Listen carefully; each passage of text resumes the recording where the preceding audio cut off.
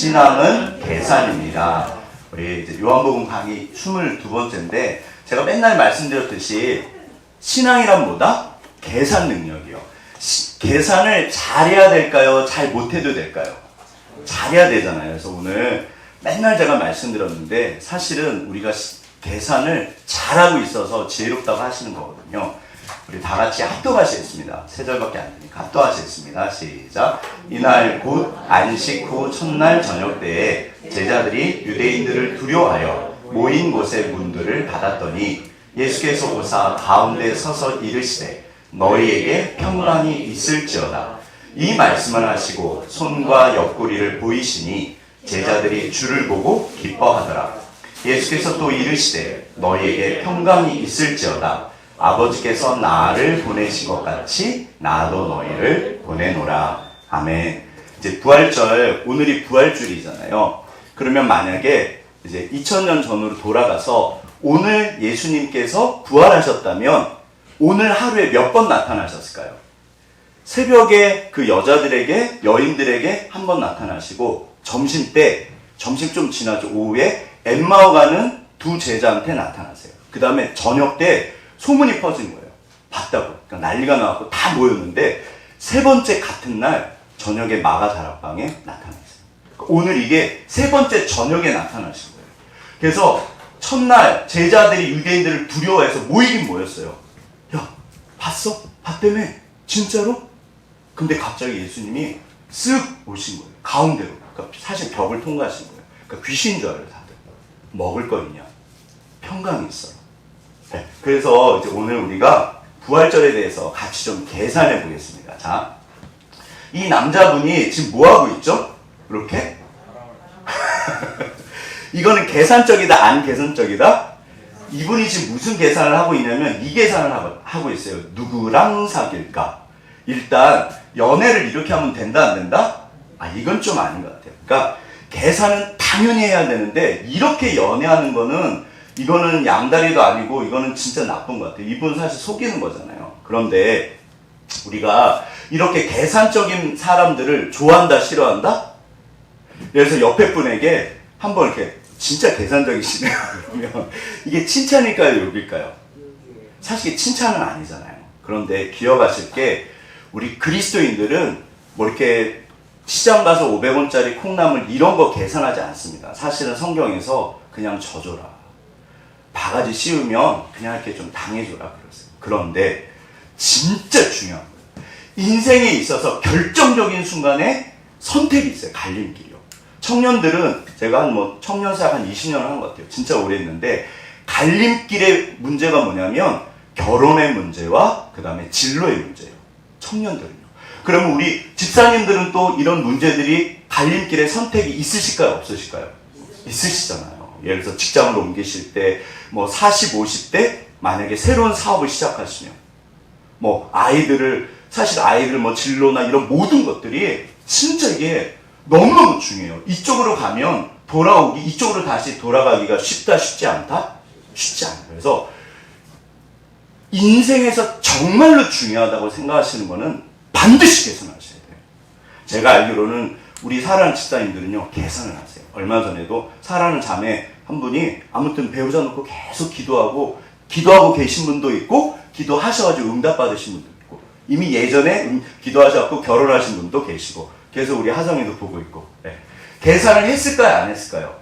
이거는 안 하면 안 돼요. 누구나 계산을 해요. 그리고 반드시 하셔야 돼요. 이거를 아예 예수님께서 명령을 하셨어요. 예수님께서 제자들에게 뭐라고 하셨다? 계산하라 그러셨어요. 그런데 이제 생각해 보시죠. 이게 계산이 시장에 가서 500원 콩나물 살 때 계산하는 거랑 인생이 진짜 중요한 일에 계산하는 거랑 같다, 다르다? 달라요. 이게 예를 들어서 숨바꼭질을 하는데 이게 지금 살려줘요 그러잖아요. 숨바꼭질 할 때 살려줘요 이거랑 여기 지금 이렇게 이게 뭐죠? 절벽에 매달려 있어요. 똑같이 살려줘요 그래요. 살려줘요. 근데 숨바꼭질 할 때 살려줘요 하는 친구한테 이건 애교예요. 살려줘. 난 못 찾았다 그래. 이거는 뭐 이렇게 계산할 게 없어요. 그냥 이거는요 반드시 살려달라고 하셔야 돼요. 이게 무슨 말인가 하면 예수님께서 계산하라는 이 말이 숨바꼭질 할 때 계산하세요? 절벽에 매달려 있을 때 계산하세요? 지금 절벽에 매달려 있는 상황이에요. 그게 뭐냐면 오늘 이제 우리가 누가복음으로 들어갈 텐데 예수님이요 아예 대놓고 이거는 계산을 기분 좋으면 하고 안 해도 되고 그 얘기실까요? 예수님께서 반드시 계산해라 그 얘기실까요? 우리 옆에 분 보시면서 반드시 계산하세요. 아멘. 도대체 누가복음이거든요. 이게 사실은 이게 시한폭탄이잖아요. 예수님께서 이 말씀을 하셨을 때가요 굉장히 위험할 때예요. 이거는 절벽에 매달린 거랑 똑같은 거예요. 상황을 보시죠. 이제 무슨 말인가 하면 제가 누가복음이라고 그랬잖아요. 누가복음은 주제가 제자도예요. 도라고 해서 길도자를 쓰는데 여기가 이제 갈릴리 바다잖아요. 여기서부터 누가복음 9장에서 누가복음 19장까지 쭉 이렇게 올라가요. 이게 누가복음의 주제예요. 사실은 누가복음 전체 24장인데 9장에서 출발해서 길 따라 쭉 올라가면서 제자도에 대해서 설명을 해주세요. 제자가 뭐냐? 그러니까 그야말로 제자도예요. 제자가 가는 길. 그래서 19장에서 예루살렘에 입성하시고 그 다음에 십자가 지시고 죽으세요. 그러니까 이게 누가복음은요 9장부터 19장까지 쭉 예루살렘 올라가는 길이에요. 이게 마지막 가시는 길이에요. 그런데 14장에서 이게 복음서에 딱 하나 나와요. 전쟁과 망대의 비유라고 해서 뭐라고 그러시냐면 예수님이 뭐라고 명령하셨다? 계산해라 그랬어요. 근데 이 말씀이 단순히 그냥 숨바꼭질 할 때 시장에 가서 콩나물 500원 살 때 계산해라 그 얘기가 아니에요. 이게 어떤 상황이냐면 다이나마이트잖아요. 어떤 상황이냐면 단순한 게 아니라 무슨 상황이다? 이게 무슨 상황일까요? 이게 지금 쿠데타 상황이에요. 우리가 복음서를 보실 때 예수님이랑 예수님 제자들 이야기 복음서는 성경 전체에서 제일 중요해요. 제가 맨날 이제 성막, 성전 이거 되게 중요하거든요. 그런데 그게 예수님을 내표해요. 그게 중요한 거고 실제로 구약을 복음의 빛으로 비춰서 봅니다. 구약 자체는요 쉽지 않아요. 유대인들이 몰라요. 사도 바울도 몰랐으니까 반드시 복음의 빛으로 구약을 비추고요 신약도 비춰야 돼요. 그러니까 복음서가 제일 중요해요. 진짜 복음서는 중요해요. 그야말로 복음이에요. 이게 복음은 근데 복음서를 해석하실 때 많이들 모르세요. 이게 쿠데타 상황이에요. 그래서 이렇게 단순히 예루살렘 올라갈 때 엄청난 무리들이 쫓아 올라가요. 이게 그냥 예수님 그게 아니에요. 지금 예수님이 예루살렘 올라가서 쿠데타를 일으킨다고 생각을 해요. 그리고 사람들이 쫓아가요. 제가 다음에 성경 전체를 통해서 자세하게 풀어드릴게요.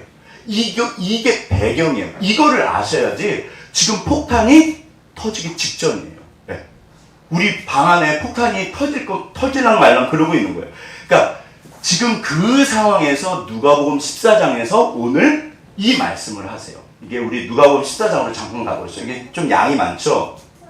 앞부분에 보시면 우리 27절까지 한번 다 같이 읽어보시겠습니다. 합독하시겠습니다. 시작. 수많은 무리가 함께 갈새 예수께서 돌이키사 이르시되 물은 내게 오는 자가 자기 부모와 처자와 형제와 자매와 더욱이 자기 목숨까지 미워하지 아니하면 능히 내 제자가 되지 못하고 누구든지 자기 십자가를 지고 나를 따르지 않는 자도 능히 내 제자가 되지 못하리라. 제가 예전에 94년도에 진짜 하나님을 만났어요. 그래서 제 사실은 삶을 드린 거예요. 저는 절대로 종교 생활하지 않습니다. 저 종교면 여기 안 있어요. 그러니까 우리가 계산할 게 사실 그거예요. 그래서 하나님 어떻게 하면 뜻대로 살까요? 제가 정말 미친 듯이 했어요. 기도도 하고 말씀도. 저희 선생님이요 저를 이렇게 사실 내치셨어요. 제가 너무 예수에 미쳐가지고 막 서울역 다니고 진짜 학교에서 맨날 전도만 하고 제가 성악을 했잖아요. 원래 선생님 방이 요만해요. 그러면 제자들이 전부 여기 앉아있어요. 딴 데 가면요 눈 밖에 나오면요 끝이에요. 죄송해요. 이게 도제 관계라서요 끝이에요. 제가 선생님 눈 밖에 났었어요. 저희 선생님 첫날 방에 들어가는데 너무 떨렸어요. 눈 밖 저희 선생님 쳐다보지도 않으셨어요. 저희 선생님 굉장히 무서우시거든요. 제자들이 전부 다 그 공항에 이제 마중을 나갔어요. 세계적인 대가라서 제가 이제 3학년 때, 1, 2학년 때 이제 이인영 선생님 셨다가 강병원 선생님하고 진짜 이렇게 세계 그 성악가 사전에 들어가세요. 진짜 대가세요. 맨날 저희한테 이거 비행기 싹도 안 나는데 니네 때문에 온 거라고 맨날 그러셨어요. 진짜로요. 그래갖고 오셨는데 애들이 전부 공항에 간 거예요. 누구는 안 갔을까요?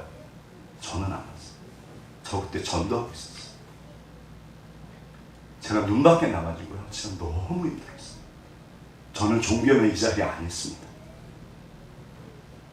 제 모든 걸 사실 걸었어요. 그래서 하나님, 진짜면 내가 믿고 아니면 안 믿으랍니다. 진짜면 믿고 아니면 안 믿으랍니다.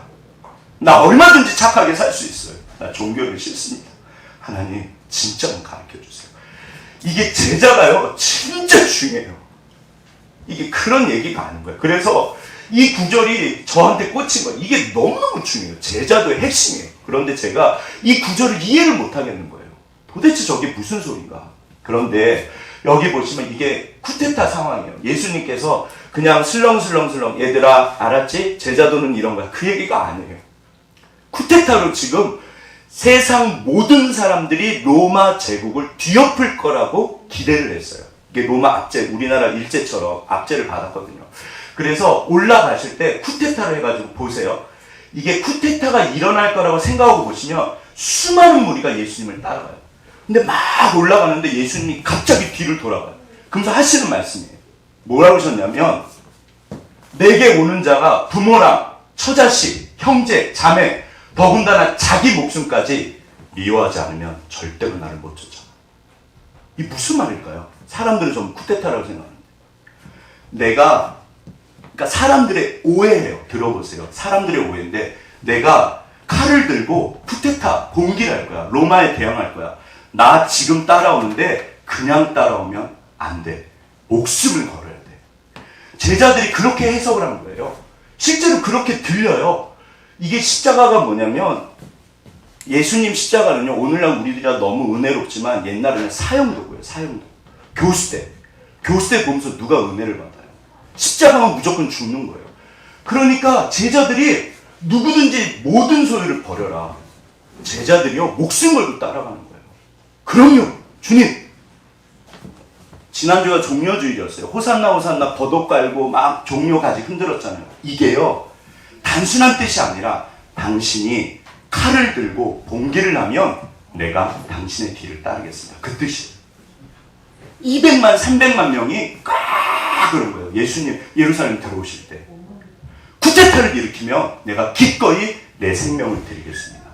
그러면서 사람들이 겉옷을 까는 거예요. 요한복음에 그래요. 니네가 예수를 죽인다고 그 제사장들이 쓸데없다. 온 세상이 저를 따른다. 이게요 진짜 일촉즉발이에요. 정치사찰이라고 그래요. 예수님 사역 처음부터 중앙에서 정치사찰을 보내요. 대제사장이. 왜냐하면 예수님이 성전을 엎고 시작했어요. 그러니까 저건 뭐냐. 그래가지고 붙여요. 그 바리새인들이 끊임없이 쫓아가요. 그래서 계속 쳐다봐요. 흠집 잡으려고. 3년 내내 그러셨어요. 드디어 이제 사람들을 끌고 예루살렘 올라가시는 거예요. 이게요 장난이 아닌 거예요. 읽어보시면 막 예수님 제가 제자 될게요. 그러니까 예수님 너무 따라오지 마. 따라오지 마 그러세요. 이게 제자도예요. 지금 예루살렘 가는 그 길 위에서 벌어지는 이야기입니다. 보세요. 그런데 뭐라고 그러냐면 예수님이 막 그러니까 수많은 무리가 따라오세요. 딱 뒤돌아보면서 나를 따라오고 싶어? 그러면 형제, 자매, 처자식 전부 다 내려놔야 돼. 너도 네 목숨도 내려놔야 돼. 그러면서 하신 말씀이 이거예요. 망대를 세우고자 할진대 비용을 계산하지 않겠냐. 전쟁을 할 때 대적할 수 있을까 해야 돼. 이게 그래서 전쟁과 망대의 비유예요. 오늘날 건축할 때 돈이 많이 드세요? 적게 드세요? 많이 들잖아요. 이 당시는요 전재산이 들어가요. 그러니까 누가 전재산이 들어가는데 그게 슬금슬금해요. 정말 계산을 하죠. 제가 정말 전세 갈 때마다 얼마나 강 목사가 제일 긴장하는 때가 전세 계약서 쓸 때예요. 하나님 이거 잘못되면 어떡해요. 그 부동산 아무튼 진짜 저 기도 열심히 하고 가거든요. 전재산이에요. 재산. 너의 전재산을 거는 거야. 계산해라. 지금 이게 예수님이 쿠데타를 염두에 두고 전쟁을 하는 거야. 목숨. 모든 소유를 걸어라. 너의 목숨을 걸어라. 너의 삶을 걸라는 거예요. 자기 소유를 버리지 않으면 절대로 나를 따라올 수 없어. 그러니까 모든 사람들이 지금 그러고 가는 거예요, 사실은. 이게 그냥 막 졸졸졸 따라가는 게 아니에요. 네. 그런데 보세요. 여기 예수님이 계산하라 그러셨잖아요. 그런데 이제 문제가 뭐냐면 여기서 그러면 제자들이 이제 12제자예요. 계산을 했을까요? 안 했을까요? 계산을 하셨을까요? 사실은요, 제자들이요, 이미 계산을 하셨어요. 그게 1차 계산이에요. 도대체 뭐를 계산했나 보시죠. 자, 여기가 이제 길이잖아요. 얼마나 아름다워요. 아무튼 여기가 이제 예루살렘 성전이거든요. 지금 요렇게 가면 이제 예루살렘 가는 거예요. 그런데 사람들은 목숨을 걸고 따라갑니다. 쿠데타가 일어나는 줄 알아요. 다들 막.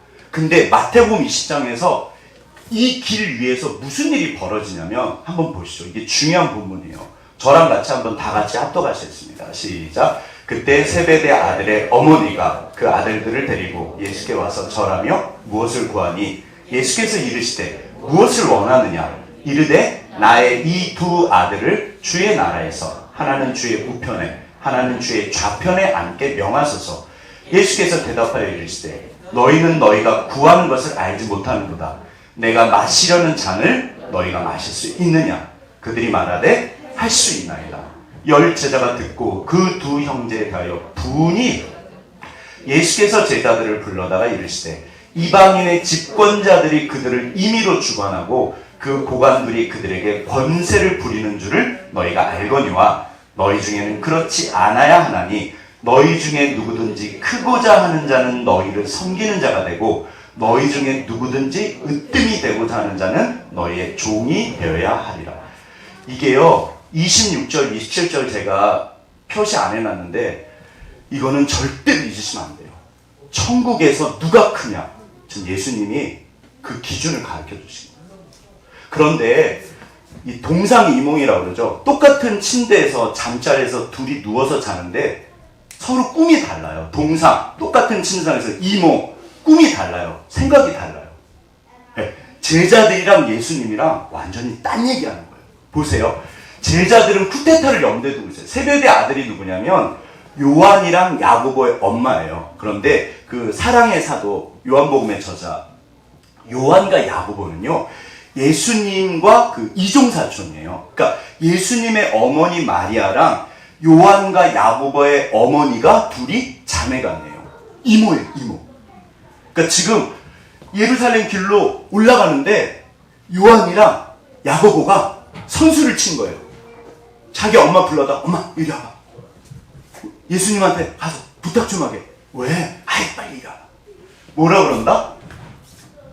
가서 이제 절을 한 거예요. 그러니까 예수님께서 갑자기 이제 이모가 와서 무엇을 원하느냐. 그러니까 지금 뭐라 그러죠? 나의 두 아들을 주의 나라에서 하나는 우편에 하나는 좌편에 앉게 해주세요. 이거 영적인 이야기 아닙니다. 영적인 이야기 아니에요. 이게 엄청 신령한 것 같잖아요. 영적인 이야기가 아니에요. 예수님 쿠데타가 성공하면 권력을 잡게 해주세요. 오른쪽 왼쪽에 앉혀주세요. 친척이잖아요. 더군다나 수제자예요. 3명 중에 2명. 그랬더니 예수님이요 완전히 딴 얘기를 하세요. 너희는 너희가 구하는 걸 알지 못하는도다. 나는 쿠데타를 하러 가는 게 아니야. 보세요. 내가 마시려는 잔을 너희가 마실 수 있냐. 지금 예수님은 죽으시려고 가세요. 십자가 지려고. 아무도 몰라요.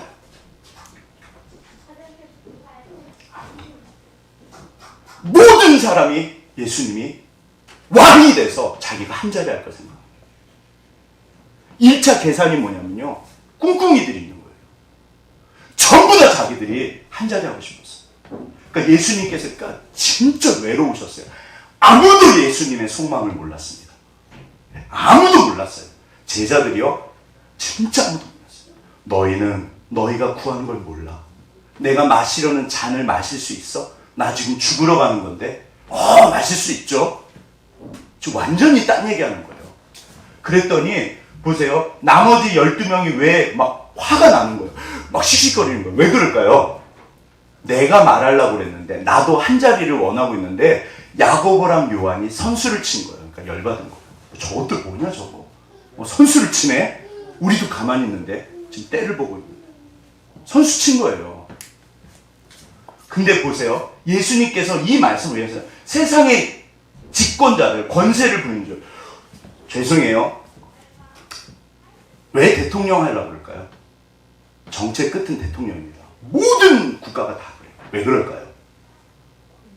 권력을 잡고 싶은 거예요. 물론 나라와 민족을 당연히 위하시죠. 아무나 대통령이 되시는 건 아니잖아요. 그런데 100% 그분들이 국민을 위해서 되고 싶을까요? 우리 아무도 그렇게 믿는 사람이 없어요.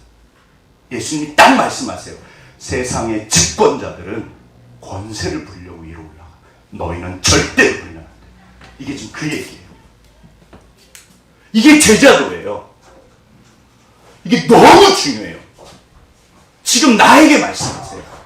그런데 여기서 기억하실 게 뭐냐면 뭐다? 1차 계산이 끝났는데 그게 뭐냐면 전부 다들 한 자리 하고 싶은 거예요. 주님, 당신의 나라가 임하면 오른쪽 왼쪽. 아, 그러면 오른쪽 왼쪽 됐다 치고 그럼 우리 장관들은 시켜주겠지. 그럼 우리가 내각은 할 수 있어. 지금 한 자리들 다 원하고 있는 거예요. 제자들이요, 사실은. 그런데 이제 여기서 생각하실 게 있어요. 당황스러운 게 있어요. 뭐가 좀 당황스럽죠? 자, 제자들은 좋은 분들일까요? 이상한 분들일까요?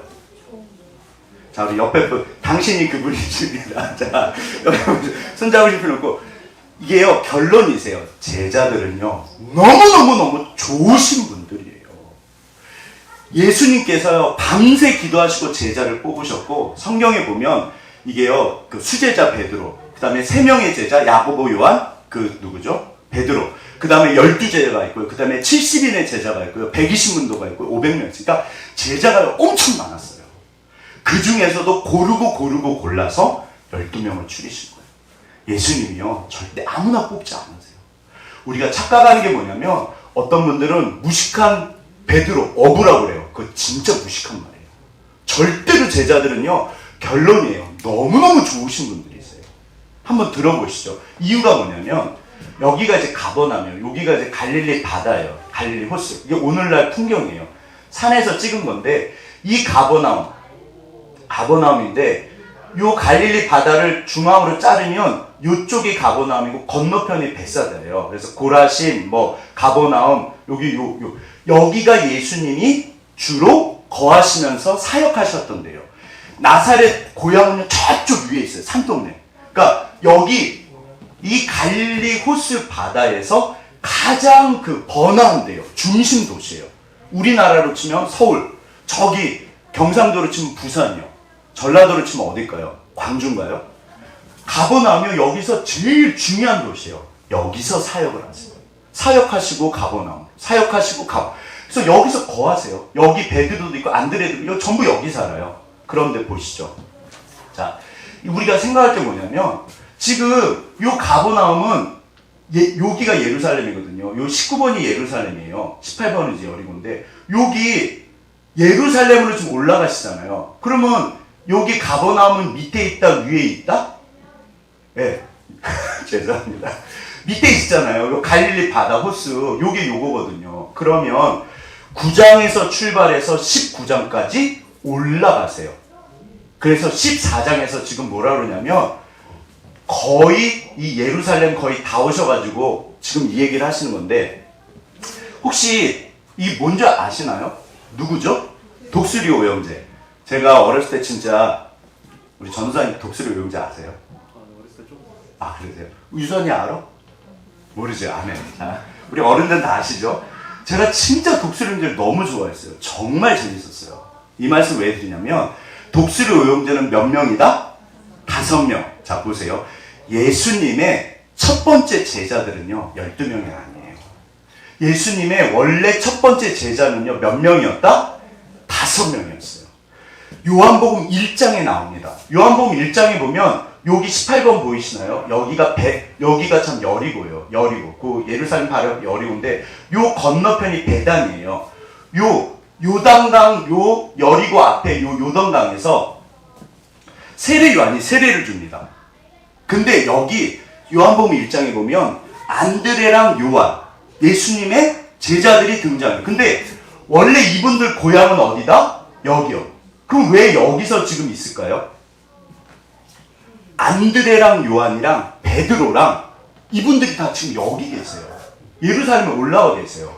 왜 와 계실까요? 사업차? 베드로는 선주였거든요. 아닙니다. 이게요, 그러니까 가나 혼인잔치 아시죠? 첫 번째로 그 물로 포도주 만든 그 기적, 그때 데리고 간 제자들은 5명이에요. 예수님이 가장 사랑했던 첫 번째 제자들은 5명이었어요. 그 중에 이제 베드로, 요한이 들어가는데, 그 요한복음 1장에 보면 보세요. 이제 나다네엘이라는 제자를 만났는데, 빌립이라는 제자가 이제 안드레가 소개를 하니까, 야, 나다네엘 전부 저기 막 가버나움 사람들이에요. 거기서 어부들이에요. 지금 전부 예루살렘에 올라와 있는 거예요. 야, 메시아 만났어, 메시아. 그러니까 나다네엘이 뭐라면, 야, 무슨 갈릴리에서 나사렛에서 선한 게 나냐. 본인들도 이쪽 출신이에요. 근데 지금 여기 와가지고 그 얘기를 왜 하죠? 아유, 딴소리 할 거 없이 따라봐. 그래서 나다네엘이 따라갑니다. 딱 따라가니까 예수님이 보자마자 뭐라고 그러신다? 간사한 것이 하나도 없다. 이 얘기죠. 와, 너는 진짜 순수하구나. 그러니까 나다네엘이 당황한 거예요. 저 아세요? 네가 방금 무화과 나무 아래 있는 걸 내가 봤어. 무슨 말일까요? 경건한 그리스도인들은요, 유대인들은요, 기도 생활을 엄청 많이 해요. 무화과 나무 아래서 기도하고 있었던 거예요. 예수님 만나기 전에. 이걸 어떻게 알아요? 그러니까 나다니엘은 깜짝 놀라요. 그러면서 하는 말이 당신은 선지자입니다. 보세요. 예수님의 제자들은 형편없는 사람들이다. 진짜 독실한 그리스도인들이다. 정말 좋으신 분들이 있어요. 아무나 제자로 뽑지 않으셨어요. 진짜 좋은 사람들이에요. 사실 이제 그 암살이라는 영화가 있는데 혹시 보셨나요? 제가 영화의 좋은 점이 뭐냐면, 제가 이 암살이라는 영화를 보고 우리나라 독립운동 하신 분들이 얼마나 대단하신지 제가 진짜 뼛속까지 느꼈어요. 제가 사실 저 영화 보면서 많이 울었거든요. 네. 이게요, 예수님 제자들 이야기랑 똑같아요. 예전에 일제시대 때 나라와 민족을 위해서 목숨을 바친 분들이에요. 진짜 제가 알기로는 그 실존 인물들을 해가지고 영화를 만든 거예요. 나중에 전부 다 죽으세요. 나라와 민족을 위해서 다 죽으세요. 예수님의 제자들은요, 여기서 잘 먹고 잘 사는 게 아니라 나라와 민족을 걱정이 돼서 그래서 예루살렘에 온 거예요. 세례 요한 운동이 일어난 거예요. 그러니까 나라와 민족을 생각하는 민족주의자들이었어요. 일반 사람들이 아닙니다. 예수님의 제자들은. 그러니까 너무너무 대단했던 거예요. 그런데 그래서 그러니까 딱 예수님 제자들이에요. 이 사람이 배신하는데 가룟유다 배신하잖아요. 그러니까 이게 진짜. 자, 그런데 보세요. 이렇게 좋으신 예수님의 제자들이 지금 무슨 싸움을 하고 있다? 자리 싸움을 하고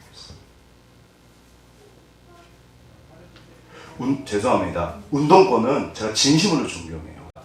운동권 출신들 자리 다툼을 하실까요, 안 하실까요? 하십니다.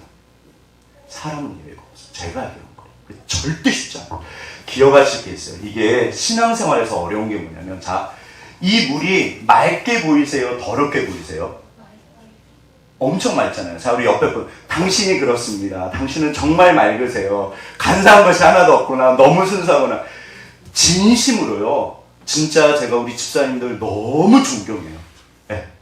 제가 우리 어머니 맨날 좀 이렇게, 원래 가족은 좀 욕하잖아요. 저희 어머니 진짜 착하시거든요. 네. 그러니까 너무너무 귀하세요. 일제시대 때 제가 볼 때는 다들 독립운동 하셨을 것 같아요. 네. 그런데 보세요. 기억하실 게 제자들은 이렇게 맑은 물이에요. 너무 좋으신 분들이에요. 그런데 물은 위에서 아래로 흐를까요? 아래에서 위로 흐를까요? 위에서 아래로 흐르잖아요. 인간은요, 누구나 이런 걸 좋아해요. 싫으세요? 좋으세요? 이거 대답 잘 하셔야 돼요. 주님이 듣고 계십니다. 자. 싫으세요? 좋으세요? 좋아요. 이거 달라고 그러셔도 될까요? 안 주셔도 돼요? 그러셔야 될까요? 구해야 됩니다. 아멘. 자. 그러니까 주님이 구해라. 그러면 내가 줄게. 구하셔야 돼요. 왜 구하셔야 되냐면, 그러니까 여기서부터 그러니까 잘 보세요. 이게 진짜 중요해요. 오늘날 우리들 이야기예요. 맑은 물이시고 너무 좋으세요. 그런데 모든 인간은 위에서 물이 아래로 흐르듯이 내 마음 가운데 이게 육체 소욕이 있어요. 무슨 말일까요? 이거를 세속주의라고 해요. 세속이 뭐냐면 세상적이라는 거예요.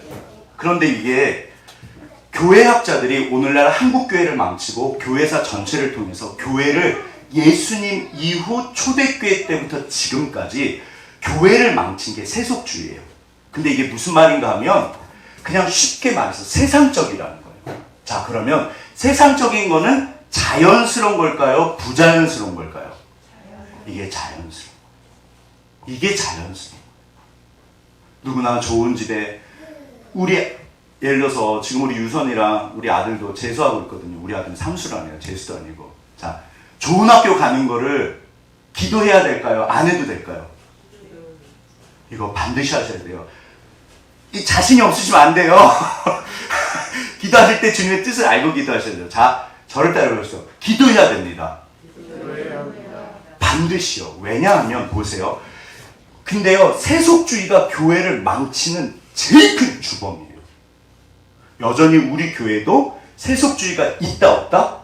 있어요. 이 땅에 세속주의가 없는 교회는 없어요. 내 마음 가운데도 세상적인 게 세속주의가 있다 없다? 있어요. 예수님 빼고는 전부 다 있어요. 자, 보세요. 그 대단한 제자들도 무슨 말인가 하면, 그래서 이거는 잊지 마세요. 신앙은 뭐다? 신앙은 목표가 중요합니다. 우리가 어느 날 신앙의 목표랑 신앙의 수단을 헷갈려 해요. 보세요. 이 남자들은 이런 거 연장통, 공고함이라고 그러나요? 우리 여자분들이 이거 좋아 보이세요? 안 좋아 보이세요? 제가 이거 보면서 저는 이런 거 사고 싶을까요? 안 사고 싶을까요? 저 이런 거 되게 좋아해요. 네, 엄청 좋아해요. 그래서 사실 이렇게 보면 부럽기도 하고, 진짜 이렇게 아무튼 홈플러스 이런 데 가면 저는 꼭 봐요. 와, 좋다, 주님. 근데 제가 못 사요. 왜 못 살까요? 아멘.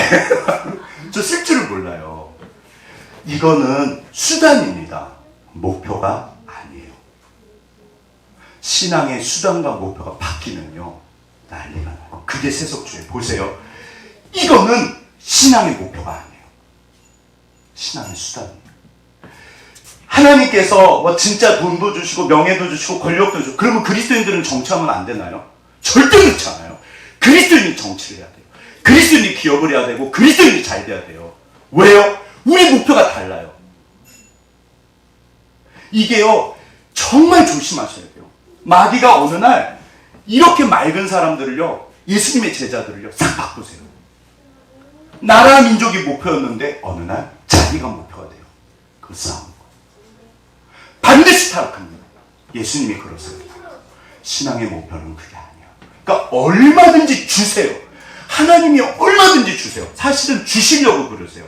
왜 못 주시냐면, 목표와 수단이 바뀌게 되면 문제가 생긴다, 안 생긴다? 생겨요. 이거는 수단이에요, 수단. 우리 목표는, 자, 저를 따라해보시죠. 먹던지 마시던지 주를 위해서. 자, 옆에 분 보시면서 당신을 위해서요. 주를 위해서가 사실 어려운 말이에요. 솔직히 진짜 이거 되게 어려워요. 그런데 둘째는 이와 같으니 내 이웃을 내 몸처럼 사랑해라. 심지어 뭐라? 죽어라. 네가 사랑하는 사람을 위해서 죽어라. 강목사 그거 안 되는 거예요. 제가 그게 안 되는 거예요. 저 하나님 사랑하는데 막상 가족 이게 부딪혀요. 근데 보세요. 신앙의 목표가 뭐냐면, 들으세요. 사람을 살리고 하나님의 나라를 이 땅에 이루는 겁니다. 우리 아이들이 반드시 잘 돼야 돼요. 그래서 그래요. 이 세상을 바꾸는 게 하나님의 뜻이에요. 사람들을 살리는 게 하나님의 뜻이세요. 그래서 돈도 주시고 명예도 주시고 권력도 전부 다 주세요. 그런데 어느 날 그 수단이 그냥 목표가 돼요. 제가 공구를 막 여기 어느 날 교회 왔더니 여기 공구를 제가 다 채운 거예요. 그럼 뭐라 그러세요? 목사님, 막 제가 한 3천만 원어치 사다 놓은 거예요. 뭐 최신 막 망치 막 빵빵빵빵 막 그런 거 아무튼. 그러면 뭐라 그러시죠? 목사님 이거 왜 사다 놓으셨어요? 제가 뭐라 그럴까요? 아, 쓸 데가 있어요. 쓰려고 산 거잖아요. 그게 아니라 너무 예뻐서요? 아니잖아요. 도구랑 목표를 헷갈리시면 안 돼요. 죄송해요. 하성이는 도구일까요? 목표일까요? 목표입니다. 우리 아이들은 수단이야. 자, 우리 옆에 분 보시죠. 당신이 전부입니다. 그래서 우리 유선이가 전부고요. 목표예요. 인간이 인간을 수단으로 만들면요, 그게 지옥이에요. 그게 하나님이 제일 싫어하시는 거예요. 우리는 서로가 전부고 목표가 되니까 여기서 마귀가 계속 장난질을 쳐요. 절대 믿지 마세요. 신앙 목표가 뭔지. 이게요, 사람이 목표고 하나님이 전부예요. 우리는 사람을 살리기 위해서 삽니다. 그래서 나머지를 주세요. 그거 하라고. 자, 이게 뭐다? 자, 여기 반전이 있습니다. 도대체 반전이 뭐냐? 자, 그런데 제자들이요, 이게 그래서요, 교회가요, 주객이 바뀌었다고 그래요. 목표랑 수단이 바뀐 거예요. 교회는 사람을 살리는 곳입니다. 어느 날 교회가 사람들을, 성도들을 수단시해서 말단되는 거죠. 우리 교회도 그럴 수 있어요. 이거 끊임없이 조심하죠. 그런데 여기 반전이 뭐냐면요, 보시죠. 자, 예수님의 제자들, 베드로가 어떻게 죽으셨다? 거꾸로 십자가, 지난주 십자가 얼마나 고통스러운지 제가 말씀드렸죠. 심지어 거꾸로 매달리셨어요. 그 한 자리 원했던 베드로가요, 전부 순교하셨어요. 안드레도 순교하셨고, 예수님 제자들요, 마태도 순교하고요, 이디오피아, 저기 그 아프리카잖아요, 야곱, 예수님의 아마 그 제자인데 다른 이름이에요. 시몬, 베드로가 시몬이었어요. 이건 또 다른 시몬인데, 이분은 열심당원이라고 그래요. 뭐 아무튼 애국주의자. 유다, 그 가룟 유다 아닙니다. 그 다음에 바돌로메, 아까 아침에 말씀드린 나다네엘이 바돌로메. 이분은 아르메니아에 가서 거꾸로 십자가에 매달려 죽으셨어요. 도마는 그 저녁에 없었어요. 주일날 오늘 저녁에. 그러니까 제자들만 보니까 나 안 믿어. 웃기지 마. 내가 이렇게 넣어봐야지 믿겠어. 그래서 이번 주 말고 다음 주에 주님이 또 나타났어요. 도마야, 여기 넣어봐. 그러니까 도마가 넣고요, 주님이 용서하세요. 그래서 전승에 따르면 도마가요, 너무 예수님한테 죄송해서 제일 먼 데까지 갔대요. 거기가 인도예요. 실제로 인도에 가면 그 도마가 세운 기독교가 있습니다. 그래서 도마가요, 인도 가서요, 순교를 하세요. 보세요. 예수님의 제자들은 전부 다 순교를 해요. 이게 한 자리 원한 분들의 결과인가요? 이게 말이 되나요, 안 되나요? 절대 말. 아시잖아요. 제가 너무 심각하게 설교해서 그렇지만 우리 집사님들 다 알고 계시잖아요. 이거는 말이 안 돼요. 아니, 그 막 자리 다툼하고 막 싸웠던 제자들이 갑자기 어느 날 전부 다 죽은 거예요. 자리는 뭐 생각도 안 해요. 왜 그랬을까요? 여기 두 번째 계산이 있어요. 아시는 것처럼 사실은 제자들만 그런 게 아니라 로마가, 여기 이거 뒤에 보이시나요? 요거? 이게 뭐냐면, 보이시나요? 이게 네로가요, AD 64년경에 네로가 그 로마 대화재를, 이 사람이 불질렀을 거예요. 학자들은 뭐 아니라고 그러는데, 그래가지고 아무튼 그리스도인들한테 이 누명을 씌워가지고 그리스도인들이 로마에 불을 질렀다 그래요. 로마가 전부 다 그 목재 건물이었어요. 엄청나게 탔어요.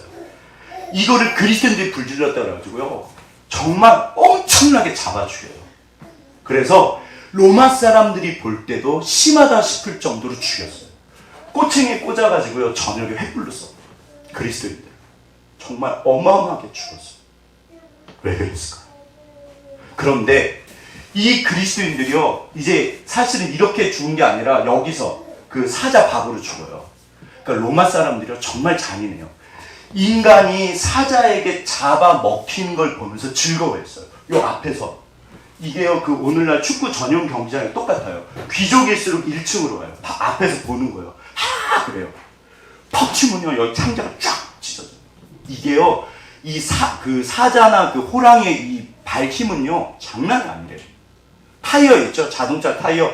호랑이가 치면요, 저기 터져버려요. 어마어마해요. 맹수예요.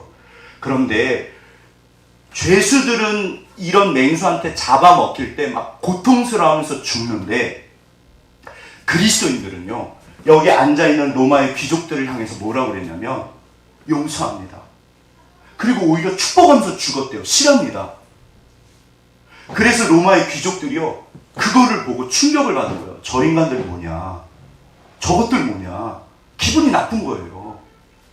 내가 잔인한 거 보려고 왔는데, 그러면서 집에 가면서 어떻게 됐다? 믿었대요. 왜냐하면요, 사람 여기가 뻥해요. 허무가 찾아와요. 로마 귀족들이요, 그러니까 자극을 원하는 거예요. 근데 막 화가 났는데 집으로 가면서 나는 저 사람들한테 없는 웃음이 없는데, 평안이 없는데 진짜 천국이 임하셨대요. 얼굴들이요 햇빛처럼 빛났대요. 수많은 사람이 죽어가면서 로마 귀족들을 향해서 축복하면서 죽었대요. 그러니까 로마 귀족들이 집에 가면서 이게 뭐지? 그래서 비밀리에 기독교를 믿기 시작해요. 어마어마하게 죽었습니다. 이유가 뭘까요? 이유가 뭐냐면 이 세속적이었던 베드로도 기꺼이 십자가에 거꾸로 달려 죽으세요. 왜요? 아시잖아요. 2차 계산 뭐다? 예수님 부활이요. 예수님 부활이요. 쿠데타를 일으킬 줄 알았는데 그게 아니라 십자가에 매달려서 돌아가 죽어버린 거예요. 전부 다 도망갔어요. 3일 만에 살아나셔가지고 40일 동안 제자들한테 계속 나타나셨어요. 이게 사실인 거예요. 사실. 보세요. 자, 2차 대산 첫 번째는 자리가 전부였어요. 물론 좋죠. 나라 민족을 위해서. 그런데 두 번째는 이게요, 예수님 부활을 경험하고 영상을 보시죠.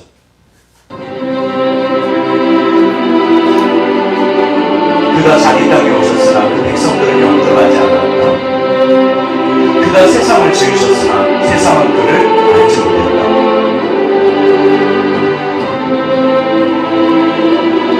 당신이 하나님이라는 증거를 구해라. 바리새인들이 끊임없이 말했어요. 내가 죽었다가 3일 만에 살아날 거야. 예수님이 끊임없이 말씀하셨어요. 부활에 대해서. 아무도 믿지 않았어요. 그 말 자체가 있을 수 없어요. 그런데 진짜 십자가에서 죽으시고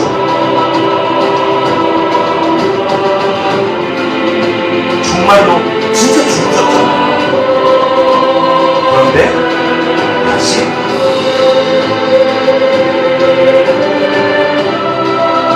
살아났어요. 그래서 저 보마가 땅끝까지 내가 예수님께 너무 죄를 져요. 보세요. 예수님은 이 땅에 오신 하나님이십니다. 저는 제 인생의 모든 걸 거기 거는 거예요. 생각해 보시죠. 제 예전에 하나님한테 삐져가지고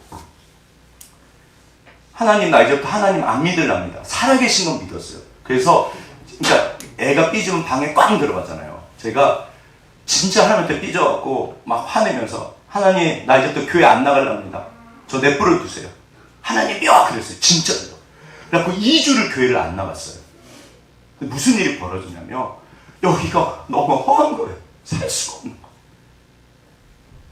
내가 하나님이 없으니까 살 수가 없는 거예요. 삐졌는데 하나님 미워 죽겠는데. 그래서 제가 3주째 교회는 갈게요. 내가 못 견디겠어요. 하나님 교회는 갈게요. 그 저쪽 구석에 가서 이러고 앉아있었어요. 잠시 하나님한테 삐져가지고. 제가 무슨 말씀을 드리고 싶냐면 생각해 보시죠. 만약에 하나님이 안 계시고 예수님이 가짜라면, 부활이 거짓말이라면 우리 집사님들 사실 수 있으시겠어요? 네. 이거는 종교 이야기가 아닙니다. 우리들의 삶이 전부가 여기 달려있어요. 그냥 이거는 뭐 그러니 저러니 그런 게 아니잖아요. 만약에 어느 날 진짜로 하나님이 안 계셔. 부활이 가짜야. 만약에 그게 내가 그렇게 알게 된 거예요. 마치 우리 아버지 어머니가 친엄마가 아니야. 뭐 이거하고도 비교가 안 돼요. 여쭤볼게요. 사실 수 있으시겠어요? 못 사시잖아요. 저는 못 살아요. 저는 못 살아요. 제 모든 것이 저 아무것도 아니고 별 볼 일도 없고 저 늘 언제나 하나님한테 죄송해요. 그런데 저의 모든 것을 하나님한테 걸을 거예요. 그래도 내가 갖고 있는 거 제 영혼을 걸었어요. 제 아들이 저한테 맨날 뭐라 그래요. 아빠는 왜 목사하냐고.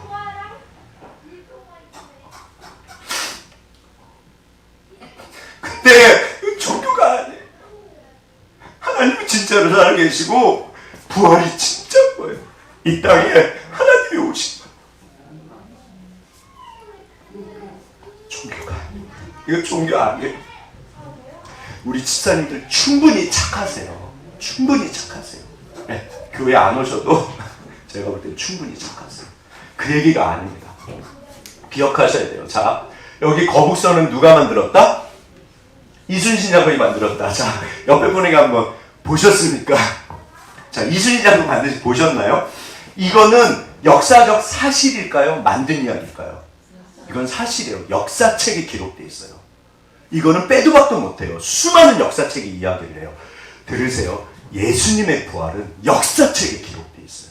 우리는 절대로 종교가 아니에요. 종교가 아니에요.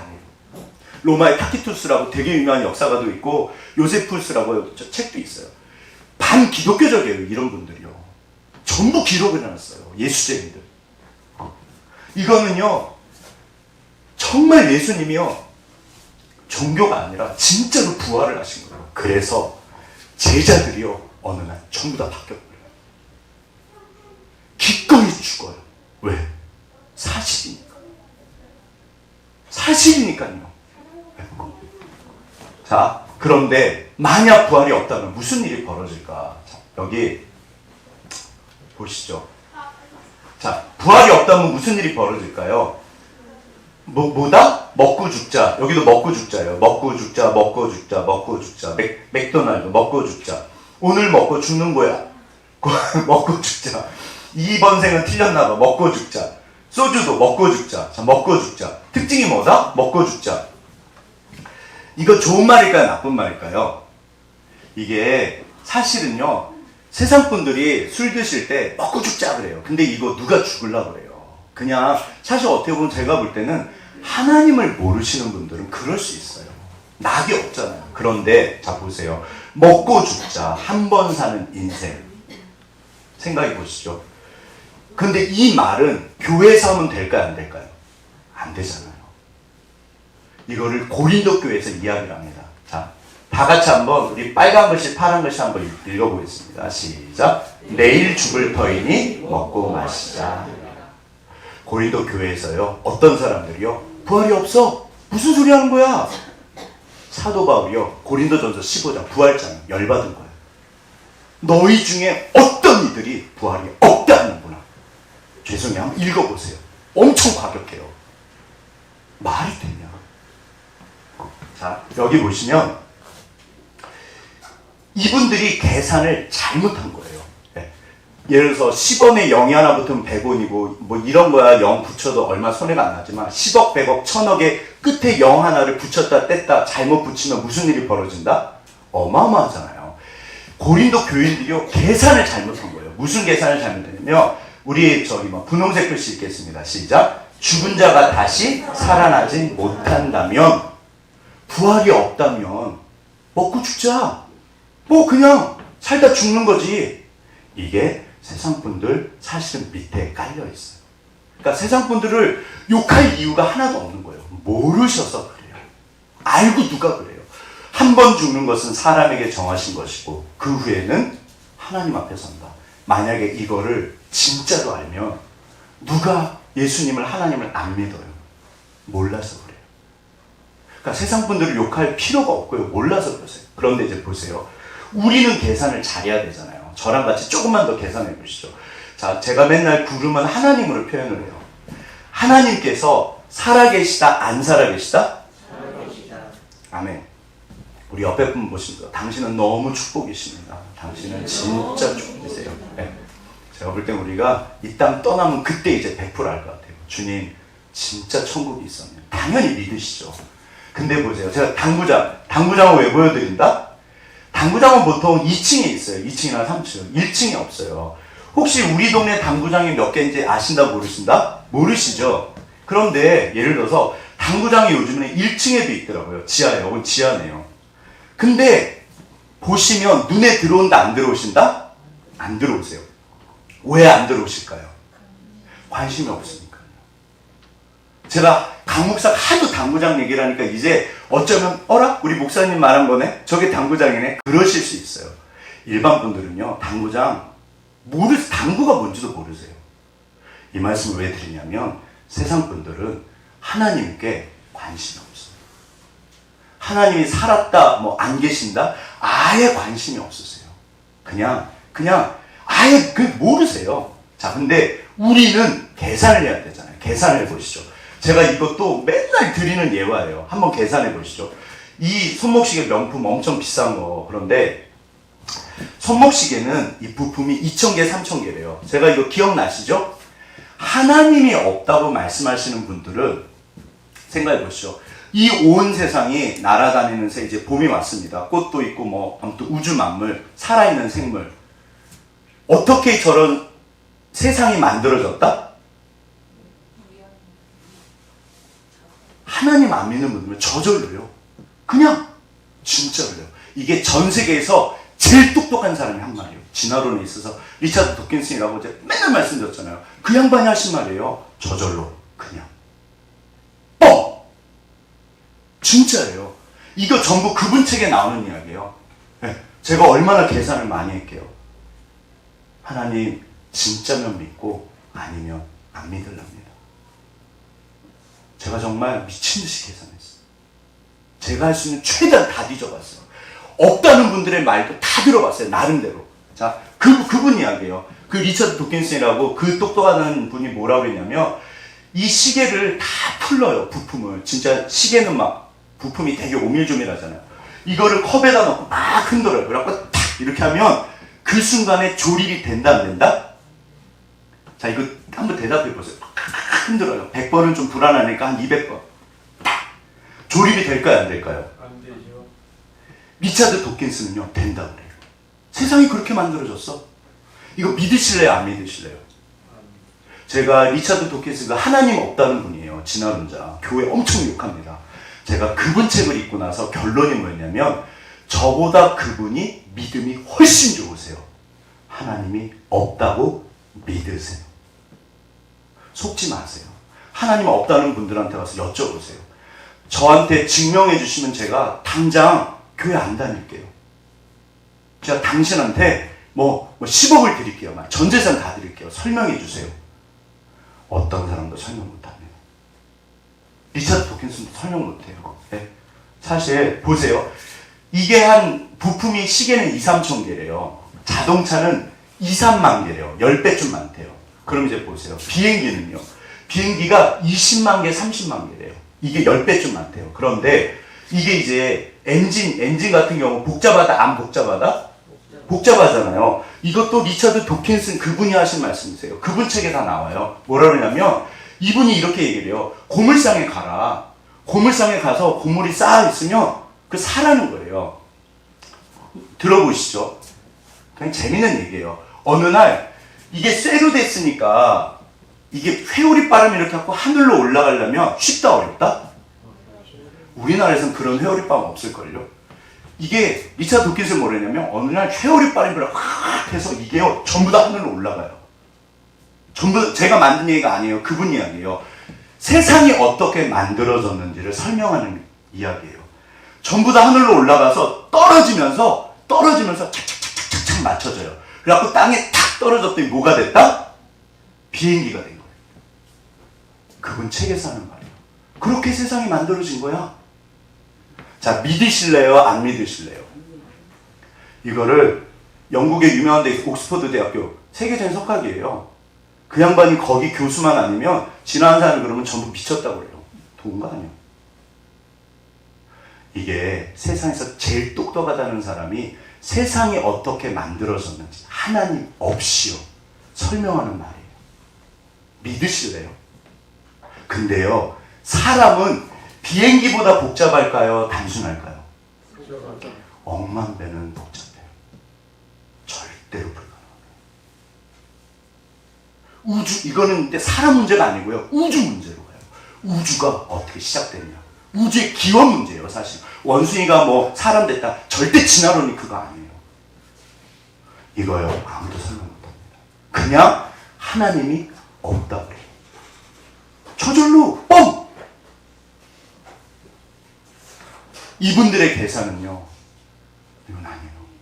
저는 사기꾼이라고 생각해요. 리차드 도킨슨. 자기도 자기 책에서 설명을 못해요. 제가 책 덮고 나서 얼마나 화가 났게요. 하나님, 이 사람은 사기꾼입니다. 설명을 못해요. 없어! 진짜 그러고 넘어가요, 책에서. 제가 너무 화가 났어요. 그 그 사람 말을 믿고요. 몇십만 명이 예수를 안 믿어요. 몇십만 명 정도가 아니에요. 자, 보시죠. 이게 제가 지난번에 했던 이것도 한번 기왕하는 거 뭐 언제 또 하겠어요. 한번 다 같이 보이시면 다 같이 읽겠습니다. 시작. 여러분은 동전 던지기를 통해서 100번 연속 앞면만 혹은 시도 이전에 정해놓은 서열에 딱 맞는 순서로 동전이 떨어질 확률이 얼마나, 말을 되게 어렵게 해놨어요. 무슨 말인가 하면 이거를 던져가지고 100번을 던졌는데 전부 다 앞면이 나오는 확률이에요. 이게 많을까요, 적을까요? 2분의 1 곱하기 100번이거든요. 100승하면 이게요.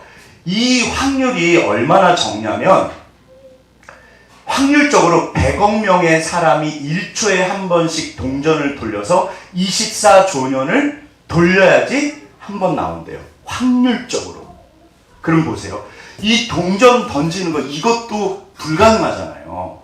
그러면 전보 제트기 고물상에 올라가서 떨어지면서 비행기가 됐다? 시계를 풀러가지고 컵에 넣고 딱 했더니 시계가 됐다? 믿을 수 있을까요? 없을까요? 재미없으시죠? 네, 오늘만 하시죠. 네. 제가 지금 강 목사가 무슨 얘기하고 있다? 하나님이 안 계시면요 설명이 안 돼요. 사람들은, 세상 분들은 하나님에 대해서 계산을 한다 안 한다? 안 하세요. 그냥 사세요. 자, 그런데 진짜 중요한 게 부활이에요. 예수님께서 몇 명한테 나타나셨다? 500명. 제가 읽어볼게요. 성경대로 돌아가셨는데 게바, 베드로예요. 보이시고 12제자 보이시고 500명 이제 일시에 나타났다. 지금까지 대다수가 살아있다. 고린도 교회에서 야 부활 없어. 무슨 예수님 부활을 해. 사도 바울이 열받았고 쓴 거예요. 무슨 소리를 하냐. 지금도 대다수가 살아있는데. 이거는요 완전히 교회를 망가뜨리는 거예요. 우리 종교 아닙니다. 여기 보시면 보세요. 한 명이 봤으면 미쳤다고 그럴 거예요. 야 네가 헛거봤어. 2명이 보면요. 그러게. 3명이 보면요. 그러게. 4명이 보면요. 그러게. 4명이 동시에 미치지도 않았을 거 아니에요. 그럼 25명이 보면요. 예수님 부활을 25명이 동시에 보면 그러게. 성경에 몇 명이 보셨다? 요게 100명이에요. 500명이요. 동시에 봤어요. 예수님 부활하신 거. 지금도 대다수가 살아있어. 사도 바울은 예수님의 부활을 확인을 했을까요? 안 했을까요? 하셨어요. 당연히 하셨어요. 자, 더군다나 이거는 죄송해요. 제가 세상 사람이라도 교회에서 하는 얘기를 잘 들어보면 약간 이거는 신화 같아요. 야, 그리고 하늘로 올라갈 때 교회 다니는 사람들 그걸 믿는데 그쵸? 누가 친구가 하늘로 올라갔다 그러면 믿으실 것 같으세요? 정신 차려. 성경에 뭐라고 돼 있다? 예수님께서 승천하셨어요. 사도행전 1장에 보면요. 제자들이요. 그래요. 승천하셨어요. 부활 정도가 아니라 하늘로 올라가신 거예요. 이거를 본 증인들이 많다 적다? 많으세요. 초대교회는요. 들으세요. 초대교회는요. 보세요. 사도 바울이 헛소리 하지 마라. 부활이 없으면 우리가 제일 불쌍하다. 무슨 소리를 하냐. 지금도 대다수가 살아있는데. 초대교회는요. 본신앙이에요. 눈으로 본신앙. 우리가 초대교회로 돌아가자는 얘기를 되게 많이 해요. 초대교회로 돌아갈 수 있을까요? 없을까요? 못 돌아가요. 왜요? 우리 중에는 보신 분이 없어요.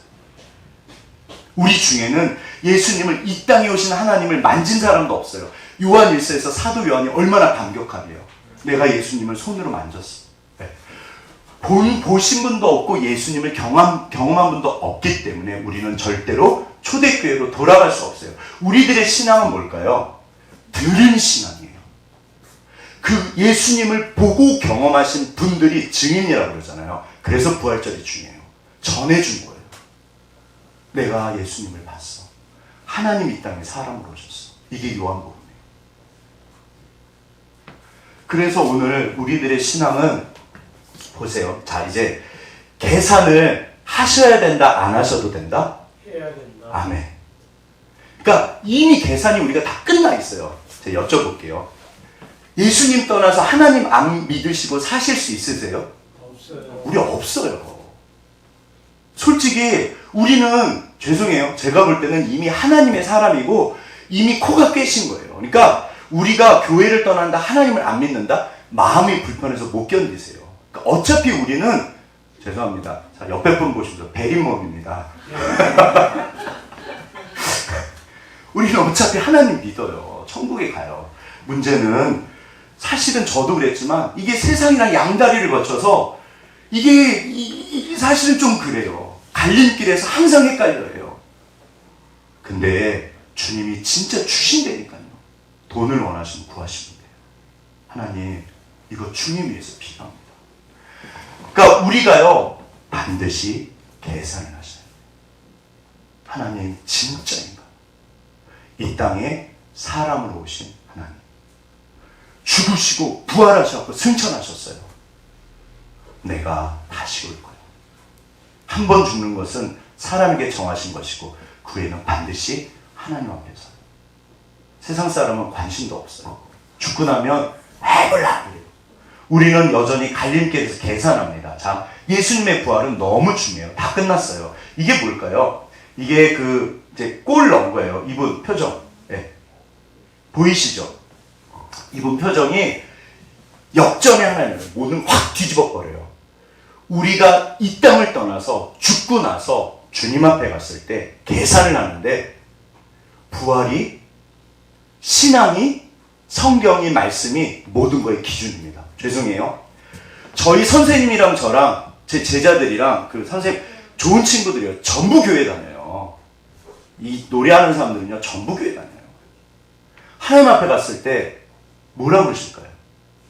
저희 선생님도 그러셨어요. 저희 선생님 어머니가 YMCA 되게 유명한 기독교인이시고요. 대단하세요. 믿음도. 맨날 저를 보시면 약간 갸우뚱하셨어요. 그렇게 믿지 마요. 근데 본인도 굉장히 찝찝함이 계셨어요. 저를 보면 불편해하셨어요. 저는 미쳐서 사니까. 제 친구들 전부 천국 갑니다. 저희 선생님도 천국 가실 거예요. 제가 알기로는 다 믿으세요. 주님 앞에 갔을 때 뭐라고 하실까요? 그러니까 제가 감히 판단할 수 없지만 최소한 저한테 성구야, 너 잘못 살았어. 그러실까요? 그렇진 않으실 거예요. 자, 마지막입니다. 이분이 불투만이라고 그러고 몰투만이라고 그래요. 세계적인 신학자인데 엄청난 사람들이에요. 얼마 전에 돌아가셨다는데 여기 보면 자, 이 몰투만 여기 한번 제목 한번 다 같이 읽어보시겠습니다. 시작. 나는 영생을 믿는다. 자유주의 신학자들이에요. 제가 알기로는 이분들이요 말을요 기가 막히게 했어요. 이 불투만이나 몰투만이나 아무튼 칼바르트라고 있어요. 역사에 남는 위대한 신학자예요. 자유주의 신학자. 책을 읽어보면요 책들이 이렇게 될 거예요. 말을요 이분 별명이 소망의 신학자예요. 부활 신학. 이분의 평생. 네. 소망의 신학, 부활 신학이에요. 나는 영생을 믿는다. 이분이 천국에 가실까요? 못 가실까요? 책을 읽어보면요. 전부 다 천국에 가실 것 같아요. 그런데 이분들은 제가 알기로는요. 하나님을 안 믿으세요. 왜 그러냐면요. 보세요. 이분들은요. 부활의 의미만 강조해요. 살아나야지. 사람은 그럼 어떤 상황에서 일어나는 거야? 사실은 몰투만 되게 쉬워요. 일어나. 실존주의 철학이에요. 죄송해요. 전부 다 실존주의 철학이에요. 일어나. 소망이 있어. 부활의 의미만 강조해요. 부활 사실을 믿으실까요? 안 믿으실까요? 안 믿으세요. 제가 슈바이처 박사 말씀드렸죠. 성자요. 이분은요. 부활의 의미를 누구보다 잘 알아요. 부활의 사실을 믿으실까요? 안 믿으실까요? 슈바이처 박사는 안 믿으세요. 대표적인 자유주의 신학자예요. 하나님 안 믿으세요. 불투만도요, 진짜 대단한 사람. 이분의 제자가요, 쟁쟁해요. 오늘날 전부 신학계를 지배하는데요. 부활의 사실을 믿지 않습니다. 신앙인이 아니에요. 보세요. 이분은 누구냐면, 이분이 찰스 다윈, 진화론. 사실은 하나님을 죽인 시작이에요. 그런데, 원숭이가 사람 됐다고 사람들이 착각하는데, 찰스 다윈이요, 말년에 끊임없이 복음을 듣기를 원하셨어요. 제가 알기로는 하나님을 믿으시는 분이에요. 찰스 다윈은 부활의 의미를 믿었을까요? 부활의 사실을 믿었을까요? 부활의 사실도 믿으신 것 같아요. 의미는 당연히 믿죠. 부활은 굉장히 중요해요. 의미가 당연히 중요하죠. 그러나 사실을 믿지 못하면요, 전부 헛겁니다. 제가 굉장히 오늘도 사실 빨리 하려고 준비했는데 오래 했잖아요. 다 잊으셔도 돼요. 설교 다 잊으셔도 돼요. 뭐를 기억하셔야 된다? 부활이 사실인지 아니신지 그거를 계산하셔야 돼요. 자, 저를 따라해보세요. 손을 한번 이렇게 주워보세요. 주먹을 꽉 쥐어보세요. 뭐를 쥐셔야 될까요? 부활의 사실을 붙잡으셔야 돼요. 이게 전부예요. 하나님은 살아계십니다. 절대로, 그러니까 좋으세요. 너무 좋으신데 과격하게 막 아프리카 가라 그런 얘기 아니에요. 얼마든지 잘 되실 거예요. 신앙의 목적과 수단이 바뀌지 않으셨으면 좋겠어요. 우리가 부활을 붙잡으셔야 돼요. 하나님은 살아계십니다. 아멘. 자, 우리 옆에 분 손잡으시면 당신은 정말 축복받은 분이십니다. 네. 우리는 이미 다 예수 믿고 다 부활 믿으시잖아요. 진짜 축복이세요. 우리 삶의 갈림길에서 계산하시고 정말 승리하시기를, 승리하기 위해서 우리가 계산하는 거예요. 그랬으면 좋겠습니다. 제가 기도하고 마치도록 하겠습니다.